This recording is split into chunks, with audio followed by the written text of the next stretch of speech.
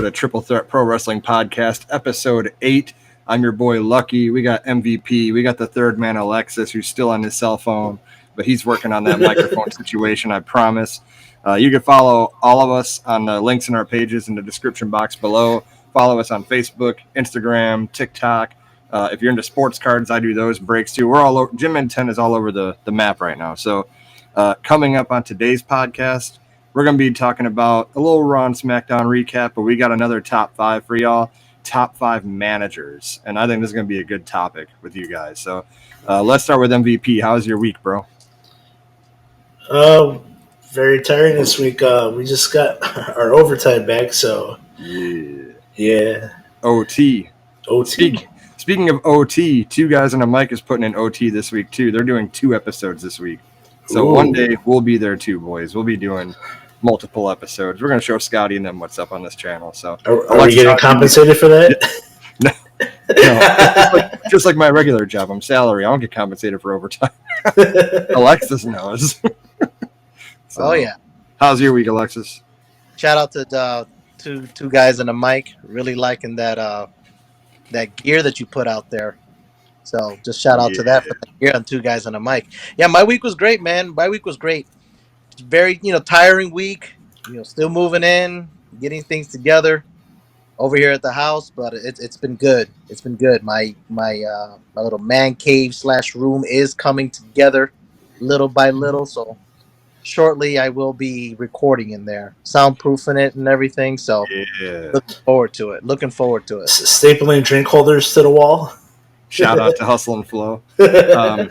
I don't know why I'm vibing right now. I saw these Ric Flair glasses sitting over here, and I'm like, you know what? I'm trying them on tonight. But I thought it would be cool because my wife took our baby to her sister's house, and I'm like, man, I'm gonna enjoy this podcast with these boys. I miss my baby already. Like, bring her home already. What you doing? Why get the baby out there like this? It's 8:00 at night. But no. But all right. So Raw and SmackDown. What do you guys think? Let's start with MVP. What do you think of Raw this week? I enjoyed Raw. They finally reopened the Lesnar Cody Rhodes rivalry, and it made Cody look badass to just run after him. Oh no, people are scared of Brock Lesnar. He's like, I want him. Give him to me. So I really like what they did with the bait and switch. They're like, Cody's he's coming for the title, and then there's Brock Lesnar. We got some unfinished business. More hard times coming his way. Yeah. What do you think, Alexis? What do you think of Raw? Anything you like in particular? I like the Cody Rhodes. I like the Cody Rhodes segment. I did like the Dominic Mysterio and Judgment Day with Seth Rollins. I thought that was really, really good. Not having Finn Balor there with the Judgment Day coming out was a nice little touch there, just to kind of show that there's some animosity brewing within the Judgment Day. So I definitely like that. I definitely like seeing Rhea Ripley too have a title match. So always good. So I enjoyed it. An actual legit match. Right. Yeah. Exactly. Not a squash match. Yeah. Natalia gave her some go in that match. They were going at it. So that was another good part of the Raw that I really enjoyed. Yeah, I still love anytime Dominic Mysterio talks, they just boo the shit out of him. He can't get a word in. Yeah. But yeah, no, I like the match with him, getting Dom some exposure with Seth Rollins, and there's just so many factors in play with Judgment Day. Me personally, I don't like Judgment Day as a faction, just because I think every one of them could do better things, like keep Dom with Rhea Ripley, right? Yeah. But Damian Priest, you're Money in the Bank holder. You don't gotta, because that faction was based on listening to Finn Balor, his motivations. You don't need that anymore. You're Money in the Bank holder. You could do anything without Finn Balor, And Finn Balor deserves so much better than mid-card faction stuff. He should be in main events and stuff, which I guess he has been lately, but he needs to be a little bit more focused character, in my opinion. But I don't know. It looks like Judgment Day is going to break up. I kind of don't mind that. I wouldn't mind. I don't mind it either. One surprisingly bright spot of Raw in my eyes, at least. I'm I'm really digging Alpha Academy. Yeah. You. I mean, they're totally just forgot about maximum male models. But they're actually doing something with Maxine Dupree, which I like seeing new talent get some shine. But Master Gable is another one of those guys that could be doing a lot more. Yeah. I feel like he's world champion material. I don't know how you guys feel, but I mean, what they're giving, I think they're hitting it out of the park. Yeah, because for a long time he was not getting any favors from Vince. And wasn't he Shorty Gable at one point? Shorty G.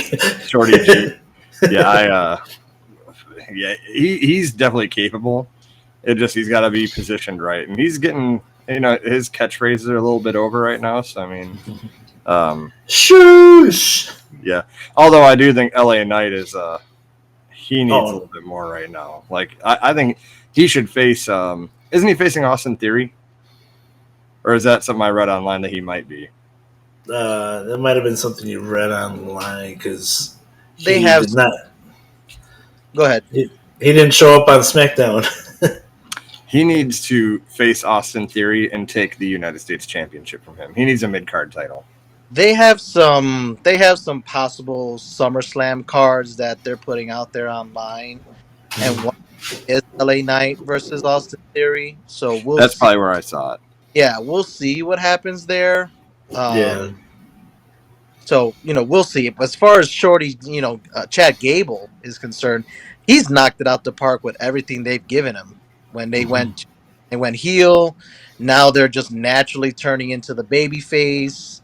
I really like with Maxine how they're teaching her how to wrestle, how to do suplexes. Mm-hmm. I think I don't know if it was last week or this week where she actually suplexed somebody on the outside and then they did it on the outside, which I thought was really cool. They just do great work.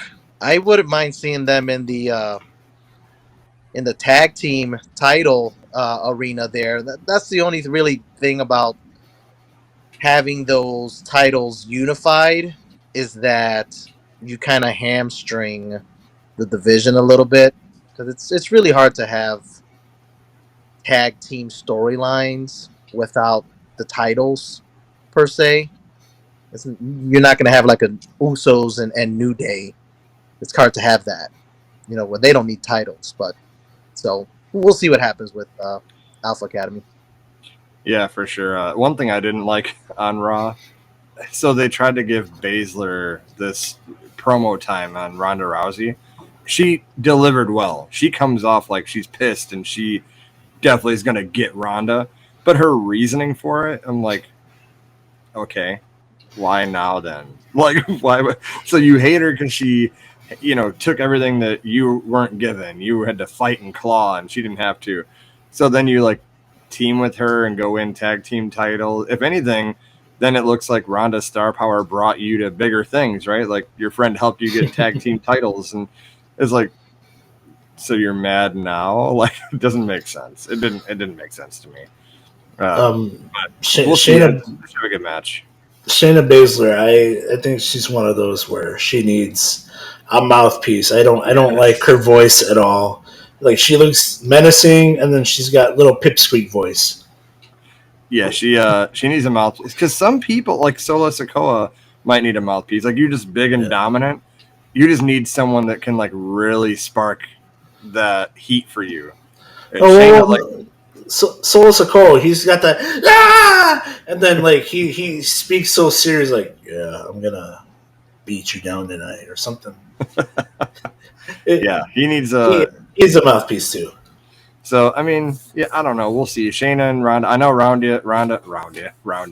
Ronda wants to have a going away match with Shayna. So maybe she puts Shayna over, but I really don't think it does anything for Shayna because what does she got to gain from it? Ronda's not even that big of a. She's got a name that kind of has been watered down in WWE. Mm-hmm. I don't know. I'm not excited for it, but No, not at all. They're trying though. They're trying to put them in a meaningful storyline. So it's better than people just hanging around backstage and not getting any TV time. I mean, it the story does have legitimate. She has legitimate reasons, but I'm with you, Lucky. Like, if you felt like that, um, why team up with her in the first place? Even though Baszler was the NXT champ, she was a pretty dominant NXT Mhm. champ Yeah. for quite a long Yeah. time.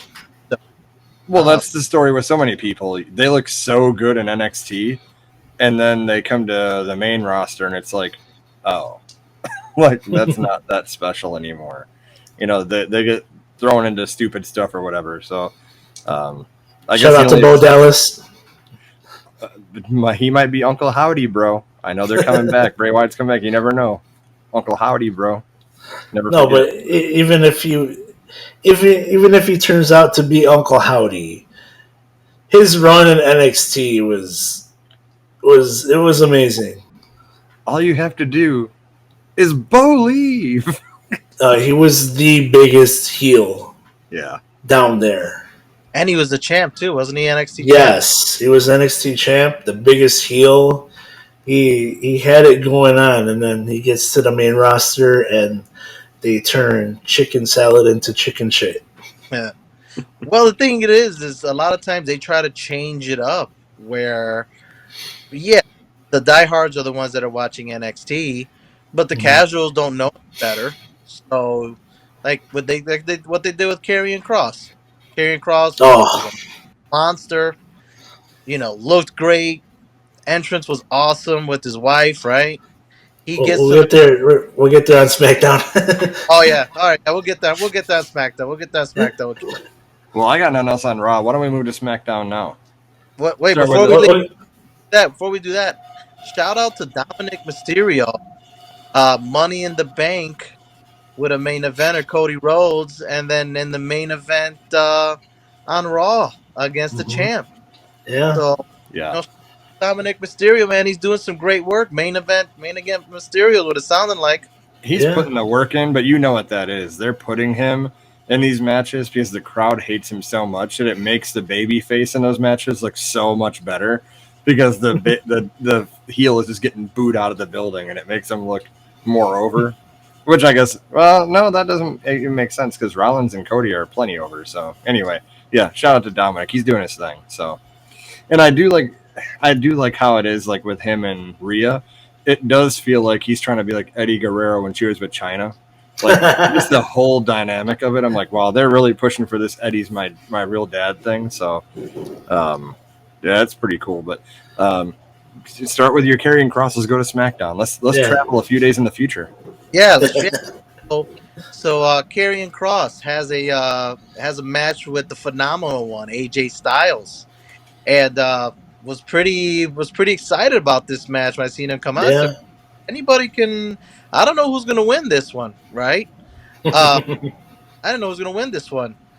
Both the entrances, looking pretty good. I don't. I really like the. I really missed the Fall and Pray entrance from Karrion Cross. I mean, he had that awesome entrance with Scarlett, and now he has the long hair now. Um, Remember when they brought him back? He was wearing like that gear, some leather gear with an Like extra. the gladiator gear. Yeah, like, dude, you could have just brought this guy up and just the same character from NXT, and he could have been a monster. But the match with AJ Styles kind of short, pretty short. I mean, I know SmackDown's only 2 hours. Uh, Meeching with the crazy ass kick to Scarlett, but AJ hits the phenomenal forearm and then he gets the win. So, um, really like that match in SmackDown. Yeah, for sure. I was disappointed. I mean, yeah, granted the time constraints of SmackDown, but you're essentially squashing Karrion Cross here. Yeah. If anything, AJ should have put him over because he's not in a position where he's going to lose anything from it. Karrion Cross is going to get damage done to him from losing. Yeah. I mean, I don't know. I don't think there's anything wrong with no shame in losing to the phenomenal one. No, but when you're trying to establish someone, you know, Yeah, I guess if you're trying I to. have no clue what they're doing. Yeah, so I'm starting to think that WWE is running into the problem AEW had, where they just have so much talent and not enough time to showcase everybody. Well, that's the thing too, especially when now I loved the opening of SmackDown, but it took 35 minutes on a Yeah. 2-hour show. So I mean, the rest of and then it took another 10 minutes on the back at the end of it. So that's almost half the show dedicated to Roman Reigns, which I'm all for. But I mean, it hurts the rest of the show. Then AJ and Karrion can't put on a clinic like they could. But let's go to that. We gotta go to my boy Roman Reigns. So the trial of Roman Reigns, another wrinkle in the story that's just amazing. So he comes out and they do this trial, and when he puts the necklace on Jay, and then he gets on his knees and you see a tear come out. Mm-hmm. He hits him with that low blow. I'm like, oh, that it's just going to be a good story from now, because now it's going to be Jay versus him at SummerSlam. And then I don't know, maybe I'm telling you, like I said last week, that 4-way match is probably coming.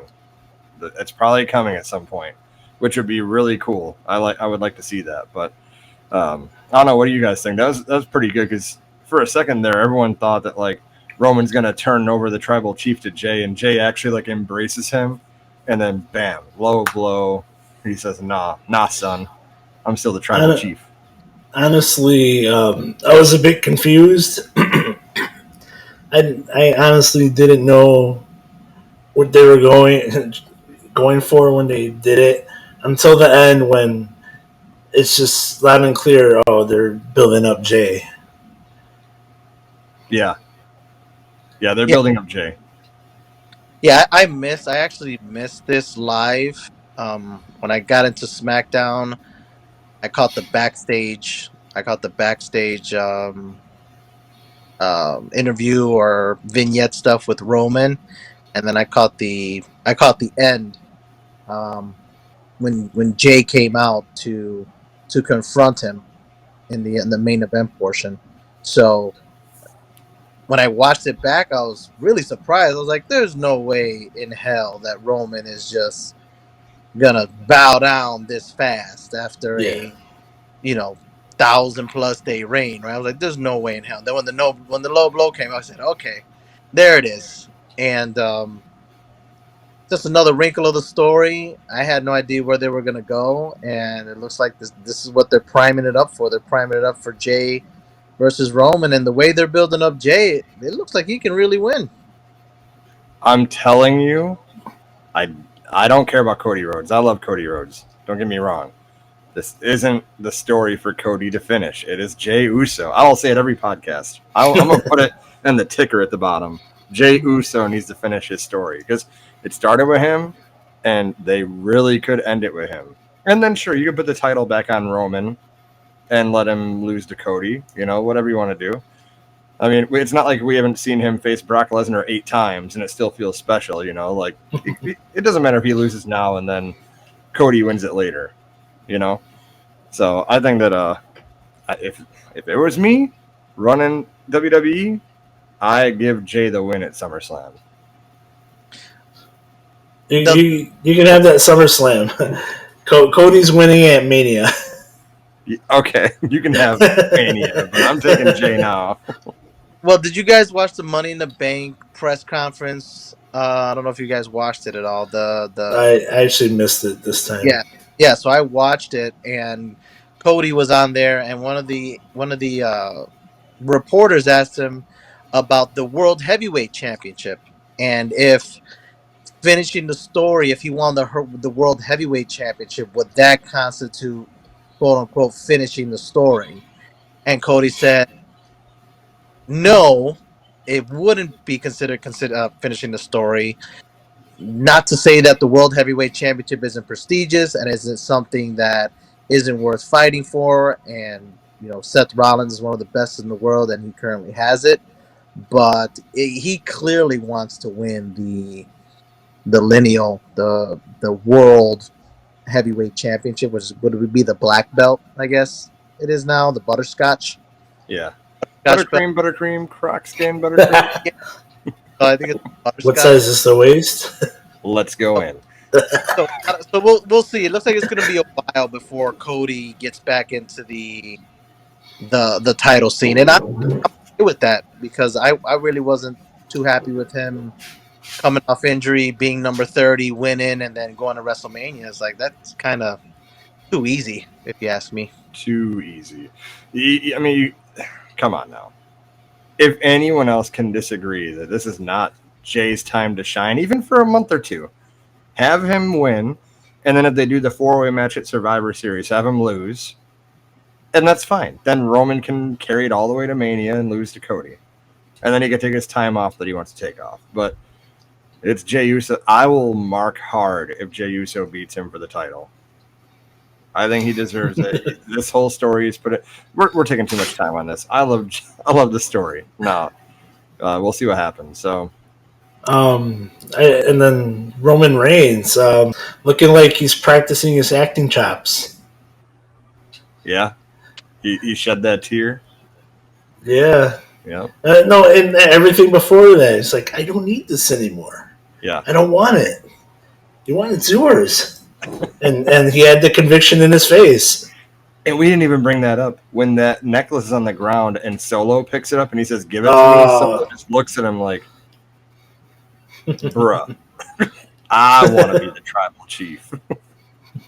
It felt like when Debo took that necklace from Smoke, or what's his name? From Ray? From Red. Yeah. But Roman Reigns, give me that thing. You mean my necklace.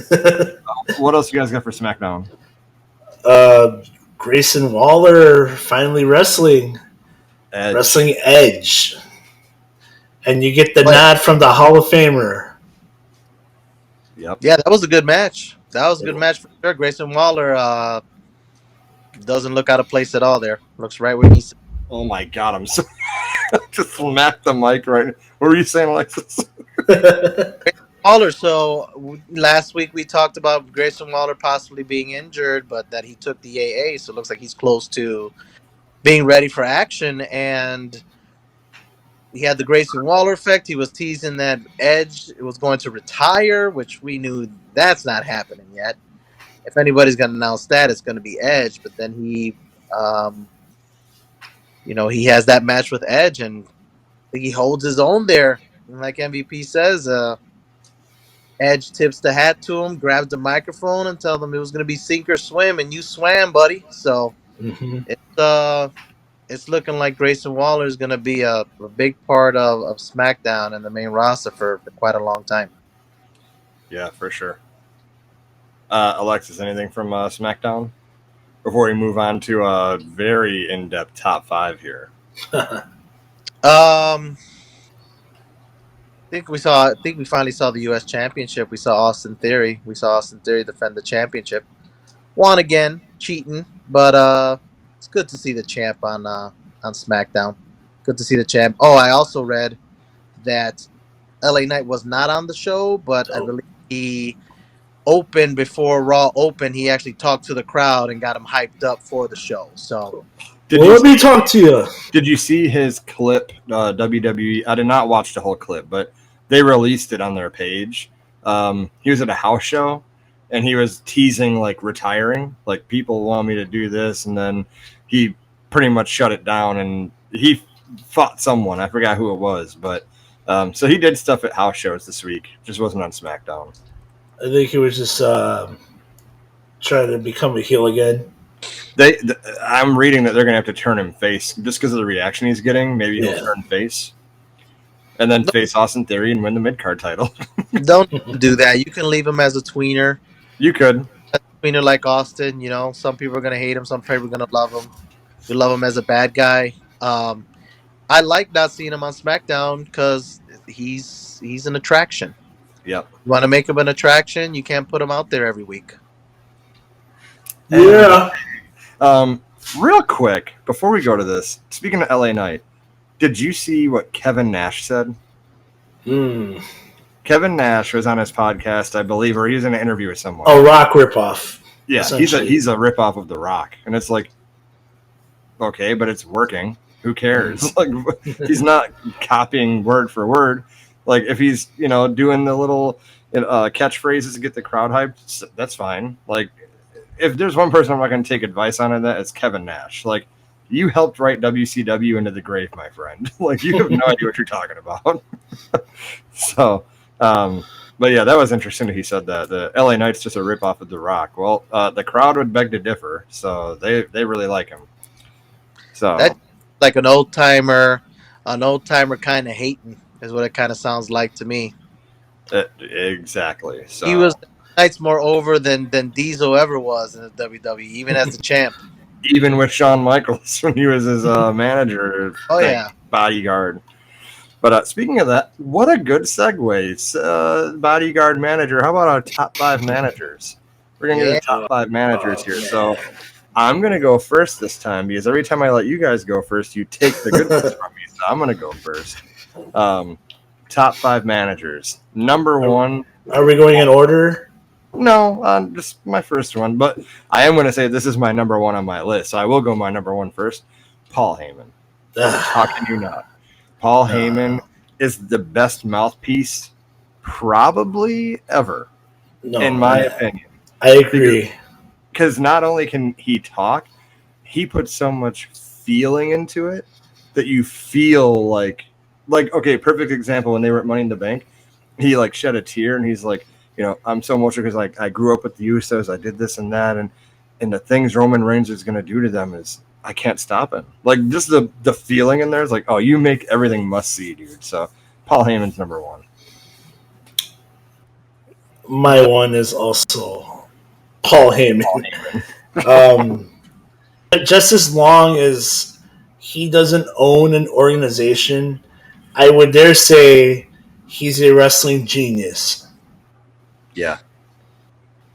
I remember when he was So long he doesn't own anything. Yeah. Paulie Dangerously. Shout out to Paulie Dangerously. That's a different manager. Yeah. Completed, Alexis. Who's your number 1? Yeah. My number 1 is probably Bobby the Brain Heenan. Ooh. My number 1 would be Bobby the Brain. Just because Bobby the Brain was, he was a wrestler. A lot of people don't know that. Bobby the Brain Heenan was a wrestler. And he was one of the few managers. And for me, it's not a number 1. I really don't have like a number 1. He's just one of the first ones that pop into my head. One of the few managers that can actually take bumps. Bobby Heenan was bumping all the time. He's one of the few managers, which another one of the guys that I'm going to talk about, where you can see him managing. He's coming out 2 or 3 times during a show. He's managing Andre the Giant, and then he came out with Big John Studd, and then he's coming out with a tag team. So Bobby the Brain Heenan for me is just one of the guys on the commentary. He just did everyththing, man. So he was great on WCW Nitro. Yes. Him and Shivani and Mongo McMichael. Amazing. I even like when Larry Zbyszko was there. And he's the one that coined the phrase, he's the third man. Yes. Third man. But whose side is he on? Yeah. He was so good at that, dude. He hated Hogan. I'm going to go next. By the way, I have one on here that I don't think you guys are even going to think about putting on yours. But Paul Bearer. One of the most iconic managers. I had him on mine. I didn't bring up the one you don't have yet. He's going to be probably the last one. Okay. But Paul Bearer, like one of the most iconic characters of all time, and you managed him through all that. And then the storytelling with him and like Kane with the, your brother's alive, it's Kane, and it was all good stuff. Like Paul Bearer, for longevity with the character, he's solid. He's yes! Heck yeah! Sounds like you're on prom night. All right, who's your number 2? who's your number 2, Matt? So for a long time, this guy was my number 1 until Paul Heyman got back together with Brock Lesnar and just started making money. And he was your number 1, Alexis. Bobby the Brain Heenan. He's my number 2. For everything, all the reasons, Yeah, just a great mind, man. Bobby Heenan, just a great mind. R.I.P. to Bobby Heenan, man. Yeah. Mm-hmm. All right, I'm gonna go with another one. I don't know. It's probably on your guys' list. But Mr. Tennis Racket himself, Jim Cornette. Mm-hmm. Ooh, I did not even think of him to put on Yeah, here. I totally missed him. Mr. Tennis Racket, Jim Cornette, dude. I mean, Smoky Mountain Wrestling went from only Smoky Mountain Wrestling. I didn't know that until I became a little bit more of a smart mark, as they say. But I just remember him outside with that tennis racket and with that southern accent. He was a great mouthpiece for people, and when he would just hit people with that loaded tennis racket, dude, it was awesome. Oh yeah. Dude, Jim Cornette just did people forget about him? People forget that he was a manager, but he did it everywhere. He did it in the territories. He did it in WCW. He did it in WWE. Has a pretty dope podcast. The Jim was it the Jim Cornette effect? I think it's called. So Yeah. yeah, Jim Cornette for me is on my list. Um. Oh, thank God. I was like, I don't want to say I didn't want to say my next one without Matt in the room. So I'm glad Matt's back. And you look like $1,000,000 now, by the way. So he said Jim Cornette podcast, good stuff. What are we on now? I did him. Oh yeah, my number 3. So I'm not gonna talk about it because it's on all of ours. Bobby Heenan, for all the reasons you guys said, but mainly because I was gonna say I like him as a commentator too, like just his personality when he was doing that, and like you said, him coming out, all the time and with all these different wrestlers, like felt like a big deal. So he's not on my list, but shout out to Jimmy Hart who kind of did the same thing. He was, and he'd always change his jacket every time he brought someone out. Oh yeah, Solid guy, but okay. Matt, go ahead. Number 3. Long list of managers here. I'm gonna have to go with Arnold Skolland. Arnie Skolin. That's a Yeah. throwback. Yes. Throw So like Heenan, he was also a wrestler, Mm-hmm. but then he became a manager, and then he had the most like immaculate suits. He was the best voice for the guy that he always managed, and he managed some good ones. Bob Backlund, Bruno Sammartino, just Oh, to name a couple. So and then like Chris Jericho when he turned heel, it was in '08 when he knocked out Shawn Michaels' wife. He said he modeled that character after Arnold Skolland. So Yeah. you get the rub from one of the best in the world ever. So yeah, my number 3 goes to Arnold Skolland. Alexis. all right. You guys know the Macho Man's my guy. Oh, here we go. I knew it was going to be here at some point. The first woman of wrestling, Miss Elizabeth. I mean, I've already said it all about Liz. I mean, beautiful woman. Yep. First manager. Probably not the first woman manager ever. I'm sure in the territories there was other women managers, but this was the first woman manager who I hate to say it but it really meant something. For someone who didn't talk much, she really didn't talk much at all, but she was just able to still tell stories with her her visuals, her facials. Um Man, Miss Elizabeth just she's gotta be on anybody's top 5 list of managers. I mean, I don't see how you can forget about her. Well, she's not on ours because you told us don't pick her. But anyway. Yeah, don't pick Miss Elizabeth. Damn right. All right. I'm going to save the one that I don't think is on your guys' list for the end. But Okay. speaking of women, China. China was a great manager.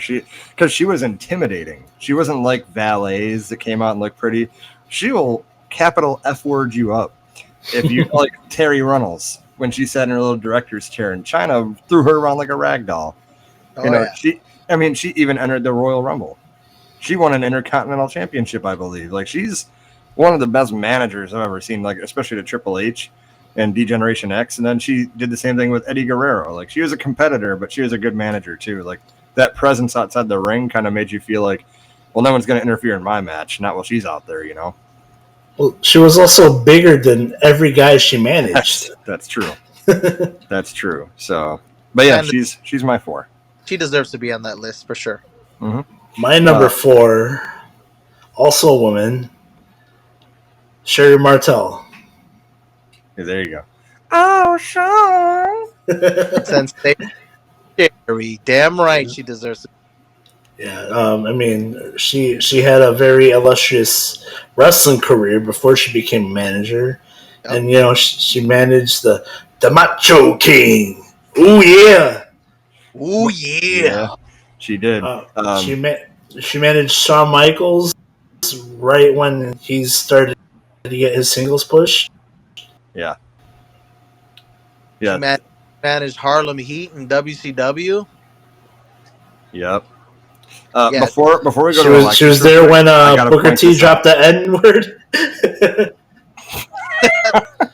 Hogan! I'm not going to say it. We ain't getting this channel banned. Are you kidding me?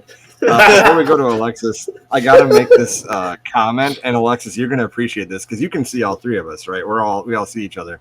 Yep. Every time Matt's about to talk, he turns into the John Morrison entrance, like the.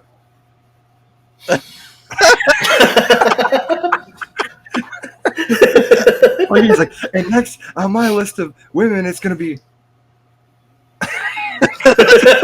It's all slow motion. Don't change it. I'm digging it. I can't wait to rewatch this back. Alexis, go ahead. I want to just talk about Sensation Sherry real quick. She was actually the manager, unlike Liz, where she actually took bumps. Yeah, she took quite a few bumps. Yeah. This was during the time where the men were able to lay hands on the women, you know, unlike they are to do now. So, Sensational Sherry is a true pioneer of this industry as far as like women's wrestling and managers. So she definitely deserves to be on that list for sure. So good call on that. 100%. For sure. Rest in peace to Sherry Martel too. Absolutely. All right. So this is one of my personal favorites. Actually, one of my dad's personal favorites. Mr. Fuji. Oh, that was my fifth. Mr. Fuji. Right? I mean, Mr. Fuji managed Yokozuna. Yep. He managed Demolition. Mm-hmm. You know, he went from the top hat tuxedo to when he managed Yokozuna, he started wearing the Japanese gear. Yep. And his English wasn't that great, but he was a mouthpiece for like all of these other foreign wrestlers and ones that really couldn't talk much. And Mr. Fuji, just my dad loved Mr. Fuji, especially when he used to wear like the black mascara around his eye. And just always fun. Used to take bumps. Also was a wrestler. Yes. Sorry, MVP, that I took your 5, Mr. Fuji. But man, Mr. Fuji, just awesome manager. Yeah, no, he always reminded me of that bad guy in Austin Powers, the guy that threw the shoe. He kind of looked like him a little bit, but okay, it's time for my number 5, and this is one that I don't think either of you guys have on your list. And he was a great manager, and he made his team look really good. He was a good mouthpiece for them. Paul Ellerling for Legion of Doom. Oh, okay. And I remember it was WrestleMania 7 or 8 when LOD was there, and then just the way they cut the promo, like, tell him something, Paul. Well, and then he'd like get the crowd hype, and it wasn't like he was a cheating manager. Like he had two monsters, he brought them out, and they did their thing. He didn't need to do nothing. He just, I'm bringing you the Road Warriors. Here you go. Paul Ellerling is number 5. Okay. Shout out to the Authors of Pain. Yeah, Authors of Pain. Yep. He came back out. AOP. Oh yeah.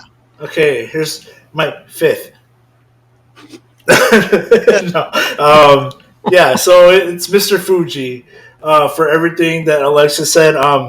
He also managed Don Morocco, and they had the funniest segments. Fuji Vice. Oh, can I get over those? Oh, they would just go around Miami, like Miami Vice, with like the like Miami shirts with the tops like unbuttoned, and just do shenanigans. It was hilarious. I think he's the one that introduced managers throwing powder in people's faces. Oh, nice. Yeah. So Fuji, he did. He looked older, but he did get involved, and then he also. You say the guy that throws the shoe in Austin Powers, but that character is based on Odd Job from 007. Right. Yeah. So Deep cut. So the guy that threw his hat. Yeah. Yeah, Mr. Fuji would throw the powder. I remember he threw the powder in Bret Hart's face when he was facing WrestleMania 9. 9. Yeah. Mr. Fuji, yeah, awesome. Yeah. Definitely did. Dude, I gotta bring it up. Bret Hart pins him to win the title, and then he lost the title to Yoko, and then Hulk Hogan's like, "Not in my watch, brother." if I knew you were gonna pick Mr. Fuji, I wouldn't have put him on my list just because I like to cover as many as we can. Yeah. So we could probably do an honorable mention too. Okay. So I'm throwing a little bit old school here. I didn't watch a ton of this guy, but I remember this guy just because of the number 4. Oh. Yep. J.J. Dillon. Yes. 4 Horsemen, right? I just remember him being there with, it was the original was Tully Blanchard, Arn Anderson, Ric Flair. Wasn't it Lex Luger? Ole Anderson? Was it? I would think it was Ole Anderson was first. It was, yeah. Ole Anderson and Arn Anderson. Original 4 Horsemen. And I just remember J. Dillon just being like super loud, dressed in a nice suit. And like before Ric Flair was like the super vibrant like mouthpiece, it was J.J. Dillon. And so, I mean, I think we have to give a shout out to him. I mean, bringing forth one of the most iconic factions I think that was ever created. I think J.J. Dillon has to be on that list. I'm digging it. Digging it for sure. Did you mention Jimmy Hart, Lucky? I did. The Mouth of the South. Yeah. with the what is it? The megaphone. Oh, megaphone. Hulk Hogan's coming down, ladies and gentlemen. Hulk Hogan coming down. Yeah, Jimmy Hart's a great manager. Oh man, the megaphone. And he did like everybody. Like he was the same thing. He managed everybody. I remember when he managed like Dungeon of Doom, the Legion of Doom. Then he managed the Warrior, the Ultimate Warrior. He had the Ultimate Warrior jacket. I think I remember him coming out like just like Heenan, like 3 or 4 different times, managing like 3 or 4 different wrestlers. Different jackets. I remember when he managed the Earthquake and Typhoon, and he had both of them on his jacket. I think Jimmy Hart has to definitely be. I don't know if we mentioned him, but I wanted to make sure we put the Mouth of the South on there because he definitely deserves to be on there. Yes, sir.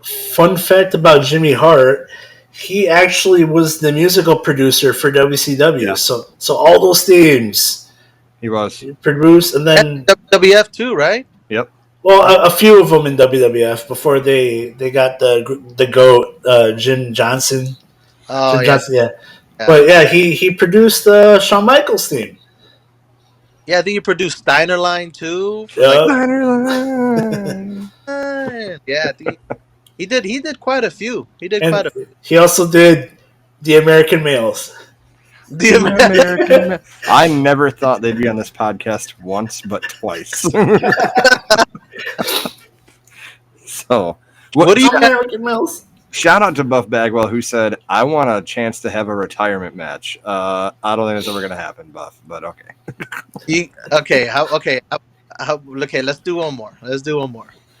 Another Okay. one of my dad's favorites that I remember because of my pops. RVD's manager, Bill Alfonso, Mm-hmm. with the whistle. Dude, that Yes. guy's so fucking annoying. I remember watching W pay-per-views and I'm hearing that whistle. He's just blowing that whistle the Yeah. Yep. whole match. Just like jumping, blowing the whistle. Yeah, jumping up. He would grab like the microphone and talk. I wanted to just shout out Bill Alfonso with that whistle, man, just because I just remember him. And when you remember a guy like that, he's that's what it's about, is being memorable. So yeah, Bill Alfonso, shout out. And then he had that match against Beulah McGillicuddy where he just did the worst blade job and bled everywhere. Oh, he bled like a stuffed pig. Yes. Cut himself way too deep. Yep.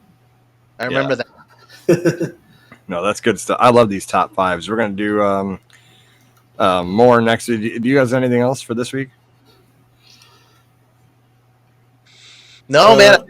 I got a couple things. All right, hit me. Survivor Series coming to Chicago. Oh, It is. It is. I already looked up tickets. They're a little pricey, but I actually tickets are on sale already? no, Yeah. not yet. But I saw the prices. I actually went to Survivor Series 4 years ago. I think I told you, Lucky. Remember, I was in the third row, Yep. and I brought home. It was when it was NXT, Raw, and SmackDown. Oh, I went the best one. Yeah, I went to that one. I actually went to War Games the night before too. Nice. For Survivor Series, I was in the third row. I actually got the souvenir chair. I actually got the garage right now. So yeah, SmackDown's. I live in the Milwaukee area. SmackDown's coming to Milwaukee in October Okay. to I serve. So I'm thinking about taking my shorties to that.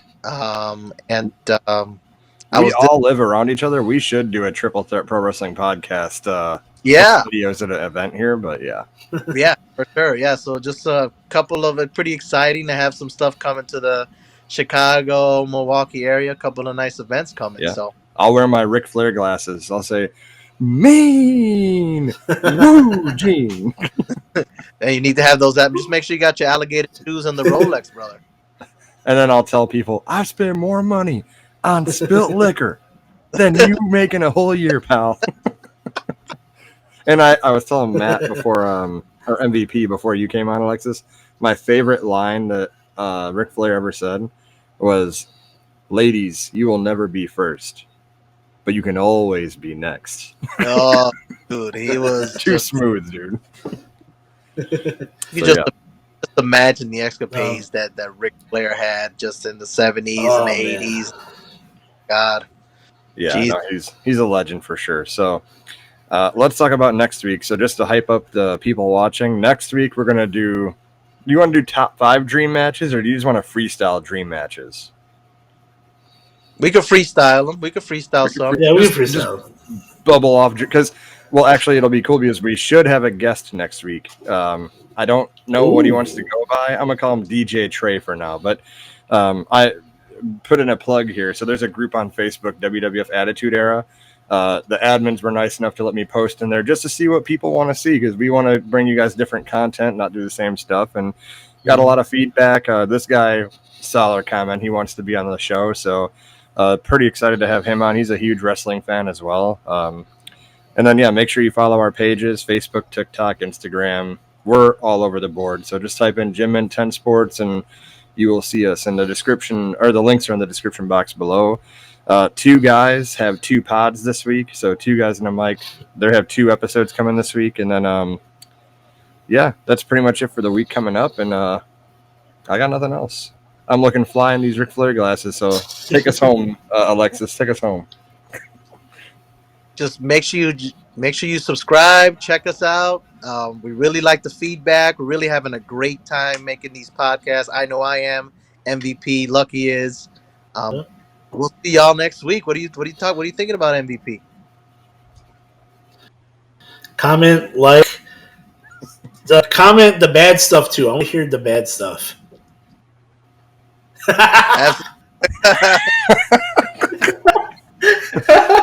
What do you think, MVP? 10 years later.